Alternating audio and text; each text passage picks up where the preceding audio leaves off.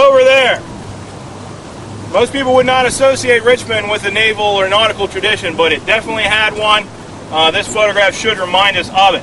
If you recall last night in Bob's slideshow, he actually included one shot, which I'm glad he did, which was looking down this way along the dock, and in the distance there you could see the River Queen, the famous boat which hosted the Hampton Roads Peace Conference, the abortive attempt to end the war there in 1865, and of course also was Lincoln's flagship when he was down at City Point. So you get a sense that this really is a major port. And when Richmond fell to the Union soldiers, you better believe this was the hottest port in America.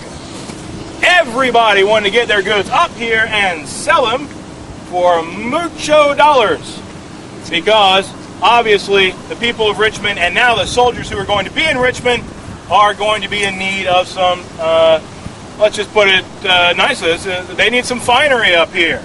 They've been living on whatever they could for a long time. So now the settlers are going to come up, the settlers are going to bring with them everything the settlers have, and they're going to do good business. So if you look in these photographs, you'll see an awful lot of ships. These were taken in late April of 1865. So if you look very closely, and I mean very closely, you can even see a line of captured Confederate artillery right there. Why captured? Because there are a lot of forts around Richmond that are now being cleaned up by the Union soldiers. A lot of guns in those forts. They got to take them somewhere. They got to get them out of here. So you can imagine A.J. Russell and T.C. Roche, once again, standing up here, shoulder to shoulder, shooting. Roche took his own shot, very similar to this. He did not take a panorama.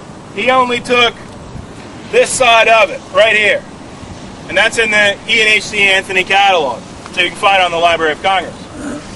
But Russell decided to go all the way, and for the first time upstaged his buddy Roche, and shot two. One there, and one there. You can see this road Y intersection very clearly right here. There it is. That's the Y intersection of the road. Interestingly enough, this ship over here in the middle of the channel, if you look very closely, it's got on its side, painted on its side, Manahonset. At the time this photograph was taken, the Manahonset was being used as a prison vessel. Most specifically to house a political prisoner by the name, you probably know him if you're into Confederate history, by the name of R.M.T. Hunter, the famous Virginia statesman and Confederate congressman. So he was probably on board that vessel when this